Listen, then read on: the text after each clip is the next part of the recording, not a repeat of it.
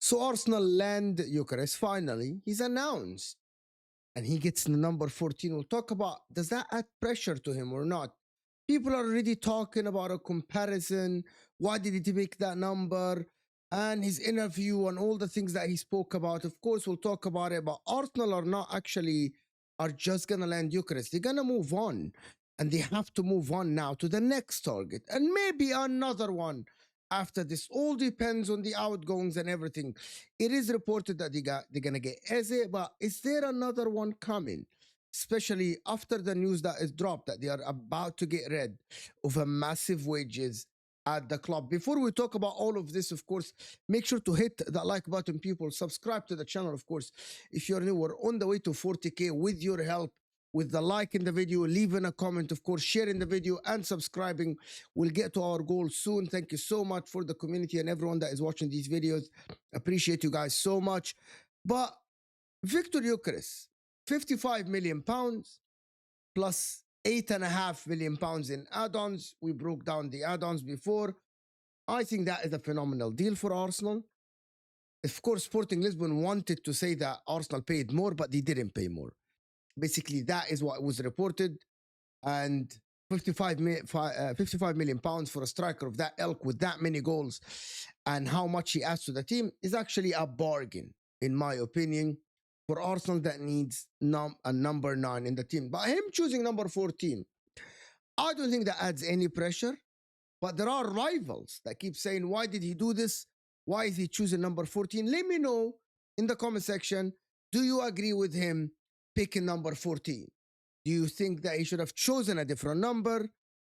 Because the number 14, of course, is the legendary number of Thierry Henry at the club, and that adds pressure to him. And I don't think he needs to replicate Henry's numbers.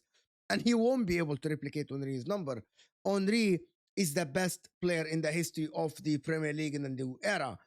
So nobody's going to come in now and replicate Henry, especially someone like Gyökeres, who's so different as a football player. He's not going to be able to carry the team like Henry. But that one of the things that number 14 adds to him is that it gives him encouragement to maybe be the guy that leads Arsenal to the league title next season.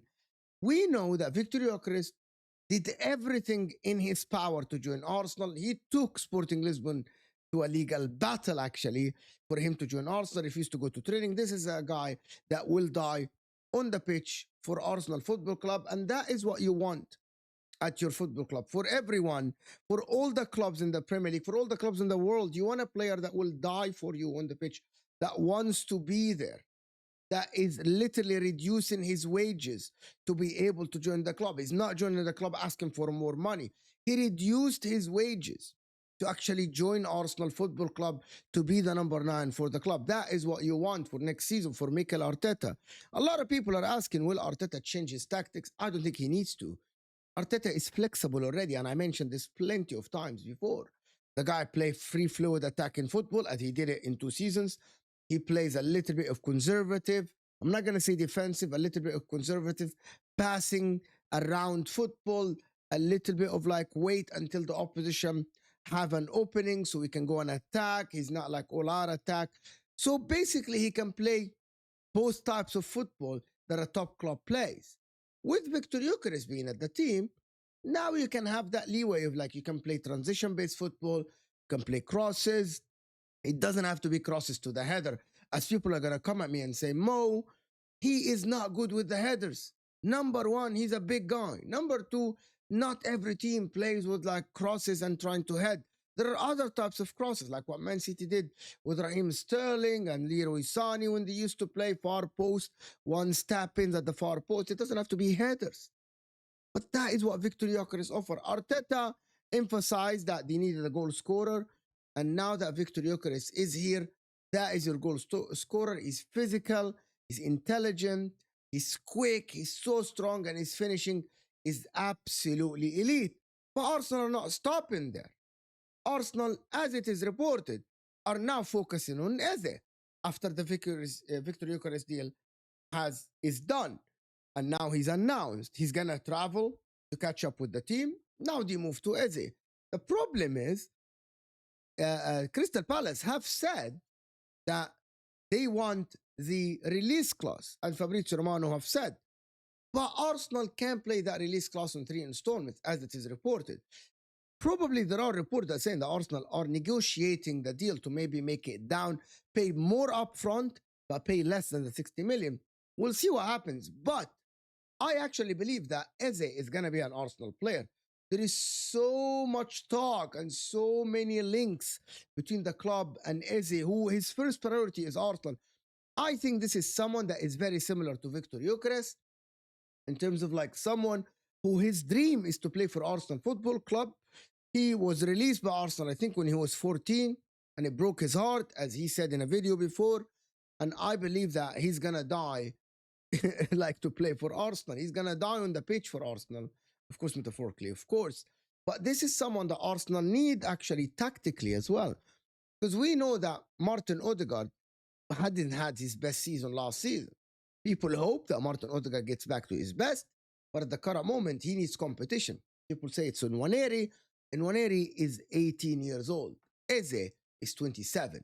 If Eze comes to Arsenal, this guy can battle Odegaard. But people say that he's going to come to Arsenal and play on the left wing. I actually think that that is a little bit far, unless Arsenal get rid of one of Martinelli and Trossard in this window. They cannot have two left wingers and bring Eze to play left winger. Where are Martinelli and Trossard minutes coming from? I believe that Eze might have minutes there. He might play there. But I believe that he's going to battle for the midfield as well. He provides a different option. I think he's superior physically to Odegaard. I think his ball carrying is superior to all the Arsenal players. Of course, Zubamendi, Rice, because he can dribble, he can shoot from outside the box, and he's technical. And I believe he's going to be one of the most technical players in the Arsenal midfield. A lot of people say that Odegaard is technical, but Odegaard physically is not strong enough. And that is why you need someone like Eze in your team. That is why Eze adds a lot to the Arsenal team. There are people that said, like, this is the Arsenal lineup reported of next season. Is this lineup in front of you can win the Premier League? If you are looking at this lineup, can this lineup win the Premier League? Of course, we know that Raya isn't the goalkeeper. Is this one of the best lineups in the league? You let me know in the comment section what you guys think. I think it's a strong lineup. Eze is not a left winger, but I think he can do a job. No team is complete. It all depends on one player, in my opinion. If this lineup is here, if Martin Odegaard goes back to his best. And that is one of the things that Arsenal are hoping that it will happen this season. And of course, players staying fit, that is part of the game, of course. But that Arsenal might not stop here. There is a report that said that Arsenal are no longer in the race of Rodrygo, of course, because of the wages. People say here that it's because of the 85 million for the forward, 85 million pounds. That is not the case. The case is, I read a lot of articles. It says that Arsenal are not willing to give Rodrygo the wages he's demanding. And because Arsenal don't have room for that much wages, which is probably about 300k a week. Rodrygo adds a lot to Arsenal, you know. If he comes in on the left winger and Eze comes in as an attacking midfielder, or maybe Arsenal now will have one of the most complete teams in the league in terms of every position. Because we know that Madueke is going to be the backup for Saka. They have the midfield. If Eze is there, Moreno, that is enough backup for them. Gyökeres, Kai Havertz can be the backup striker. Rodrygo comes to the left. And now Arsenal have a complete team. They have two players in every single position, if not more, if they sell one of Martinelli and Trossard. If they don't sell one, they're going to have three. I believe one of Martinelli and Trossard might go, and it probably will be Trossard. But that is only going to happen if the news that Andrea Berta is working on a deal to free up some wages, which is the Gabriel Jesus wages. He is on a 250 or 80k.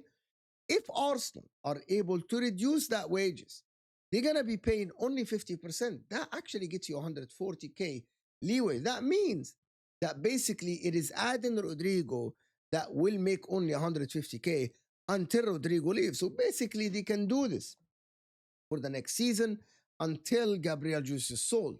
If he is gone to Flamengo, as it is reported in front of you, I actually think there is a green light to go there. That is what is reported. Andrea Berta is going to work his magic. There is a room in wages here for them to get another winger. Because Rodrygo now, it depends on where Luis Diaz, because Rodrygo's linked to Liverpool. So it depends on what Liverpool do. Are they going to be able to get Rodrygo? Liverpool are focused so much on getting Isak. And if that deal is going through, it's going to take a little bit of a while to negotiate with Newcastle. That's why I think once Rodrygo becomes available in the market, I think Arsenal should jump on this. And that's why they're getting rid of Reece Nelson. They're going to get rid of Sambi Lokonga. They get rid of Gabriel Jesus. I know that Reece Nelson is in a nothing wages. But 100 million, I think 90 million on Reece Nelson or something he makes. 150 of or 140 of the wages of Gabriel Jesus. Now you got a 250K of wages that you can spend. Are you going to go and get Rodrygo? I believe that there's no team is complete. But if there is a deal like Rodrygo, who's 24 years old, and he has all the future in front of him, and you're only going to spend probably 80 to 85 million pounds, I think that is a no-brainer. In the current market, that's a no-brainer. I think Arsenal should go and bring a Rodrygo, in my opinion. If they can get rid of Gabriel Jesus, they should go and bring him. What is not better than having more attackers, and some of them are actually Champions League winners like Rodrygo? He's going to be him and Havertz and the only Champions League winners in the team. And he adds a lot of experience, clutch moments, Rodrygo to the team. And that is to maybe respond to Liverpool signing Ekitike, Wirtz, and Isak. So maybe Arsenal, their response to the attacking signings of Liverpool is signing 3 attackers as well. Because Liverpool are going to land Isak, which is Liverpool are going to be a phenomenal team. We watched Wirtz in the friendly they played the other day, and he was phenomenal, amazing. The link-up with Salah was out of this world, as the two players have been playing together for a while, which shows you the IQ of the players that Liverpool are signing. Ekitike as well, an upcoming forward that can score goals and can assist and can link up the play. If they get Isak, maybe Arsenal need to respond. But at the same time, you got to look at this and say, how many players can Arsenal have on their team? Listen, they get rid of players, they sign players. That's how it works. That's how it works for every team. As Man City are doing, Liverpool are doing, Chelsea are doing. The final point of this video, hit that like button and leave me know in the comment section, do you think, guys, if Arsenal can get rid of Rodrygo, they can of Gabriel Jesus, can they sign Rodrygo or not? The final point is that the number 9 for Arsenal have arrived in Viktor Gyökeres. They are working on another attacker in Eze, which can be a winger or an attacking midfielder as well. Is this the final year for Mikel Arteta? Has he been given all the tools in the world now to try to deliver a Premier League or a Champions League? Or is Liverpool moving ahead of them still with the Isak and everything, and there are going to be more excuses for Arteta? You guys let me know in the comment section what you guys think. Hit that like button and subscribe.